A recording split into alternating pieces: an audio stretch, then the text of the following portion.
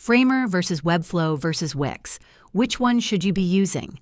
Hey guys, in this video, I'm going to break down Framer, Webflow, and Wix, so you can pick the best website builder based on what you're trying to build. Let's start with Wix. It's the easiest of the three if you're just starting out. Drag and drop editor, tons of templates, and all-in-one hosting. Great for small businesses or creators who want a site up fast without coding, but it can feel a bit limited if you want full design freedom. Next up is Webflow. Webflow gives you serious control. Think designing in Photoshop but building a live site. Perfect if you're a designer or developer who wants pixel-perfect layouts and custom interactions. No code required. It's powerful but has a steeper learning curve than Wix. Now let's talk about Framer. Framer used to be more about design, but now it's a full website builder.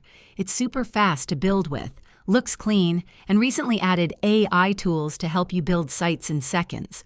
Great if you're a creator or solopreneur looking for speed and simplicity. So which one is better?